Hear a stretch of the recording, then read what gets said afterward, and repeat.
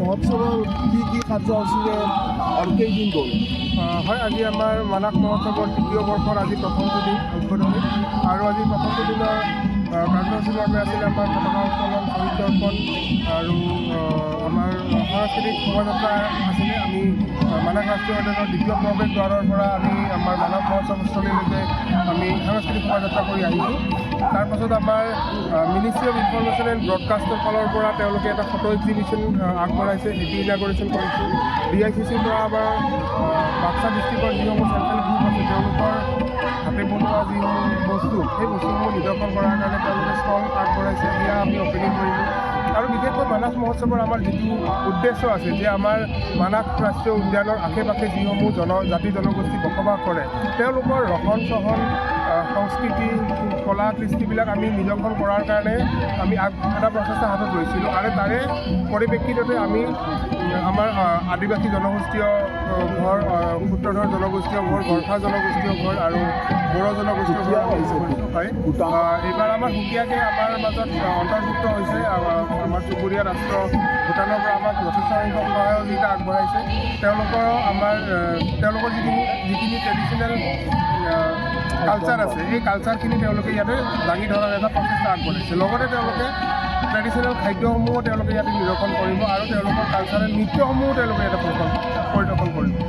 আৰু আমি এইবাৰ খুবেই সৌভাগ্য, কাৰণ চুবুৰীয়া ৰাষ্ট্ৰত ভূটানৰ দুগৰাকী ৰাষ্ট্ৰ পৰ্যায়ৰ কণ্ঠশিল্পীয়ে আমাৰ ইয়াত গীত পৰিৱেশন কৰিবলৈ মানে তেওঁলোকে ইচ্ছুক আৰু তেওঁলোক আহিব।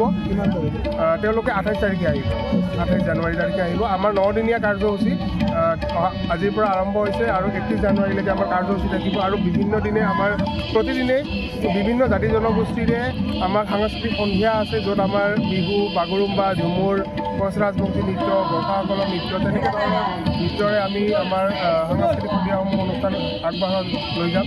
আৰু 27 তাৰিখে বিশেষকৈ আমাৰ এটা প্ৰগ্ৰাম আছে এপলগ বুলি, আমাৰ ND24ৰ নীলোৎপল ৰায় চৌধুৰী ডাঙৰীয়াই এই প্ৰগ্ৰামটো কৰিব আৰু তেওঁৰ লগতে 5গৰাকী গায়ক গায়িকা থাকিব আমাৰ মাজত। আৰু সেইদিনাখন সন্ধিয়াটো অকল আমাৰ সাংস্কৃতিক মঞ্চত নহয়, আমাৰ তলত অপেন ষ্টেজত আমি কৰিম। অপেনভাৱে চবৰে সহায় সহযোগিতা মানে কামনা কৰিছোঁ। ৰাইজৰ মাজত হ'ব হয়। আৰু আটাইকেইদিনে আমি আজি যেনেকুৱা ৰাইজৰ সঁহাৰি পাইছোঁ প্ৰথম দিন হিচাপে, ৰাইজে যিমান ভাল পাইছে মানাস মহোৎসৱক আঁকোৱালি লৈছে, ঠিক তেনেদৰে অনাগত দিনকেইটাতো ৰাইজে যাতে ইয়াৰ হিলদল ভাঙি পেলাই আমাৰ মহোৎসৱত আহে আৰু আমাৰ মহোৎসৱৰ হয়। আৰু আজি EMO আহিছিলে? হয়, আমাৰ EM উদ্বোধনীৰ সময়ত আমাৰ দেৱেশ্বৰ ছাৰ অহা কথা আছিলে, যোনে নেকি হেল্থ এণ্ড ফেমিলি ৱেলফেয়াৰৰ EM, তাৰপাছত ধীৰাজ বৰগীয়াৰী ছাৰ টুৰিজিমৰ EM আৰু পানীৰাম ব্ৰহ্ম ছাৰ অহা কথা আছিলে, কিন্তু বিশেষ অসুবিধাৰ কাৰণে আহিব নোৱাৰিলে। পৰৱৰ্তী সময়ত তেওঁলোক আহিব। আবেলি আমাৰ মঞ্চ মুকলি কৰাৰ কাৰণে আমি আমন্ত্ৰণ জনাইছিলোঁ ভেটেৰিনেৰী ডিপাৰ্টমেণ্টৰ EM আমাৰ আগষ্ট চিগদা ছাৰ, তেখেত আহিছে আৰু তেখেতে উদ্বোধনী কৰিছে। লগতে অসমৰ ৰাইজক কি ক'ব অহাৰ কাৰণে আপোনাৰ? হয়, আপোনালোকৰ জৰিয়তে আমি এইটোৱে আহ্বান জনাম যে সকলোৱে আপোনালোকে মানাস মহোৎসৱলৈ আহক আৰু মানাস মহোৎসৱৰ ৱাইল্ড লাইফ আৰু আমাৰ বাহিৰা যিসমূহ জাতি জনগোষ্ঠীৰে ভৰা মানাসৰ এটা ঐক্য সম্প্ৰীতিৰ এটা নিদৰ্শন, এইখিনি যাতে সকলোৱে উপভোগ কৰাৰ কাৰণে আহে। আৰু আপোনালোকৰ জৰিয়তে সকলোকে আমন্ত্ৰণ জনাইছোঁ, সকলোৱে আহক আৰু আমাৰ মানাস মহোৎসৱ সাফল্যমণ্ডিত কৰক। যিকোনো খবৰৰ বাবে যোগাযোগ কৰক আমাৰ এই নম্বৰত 9181 307 221।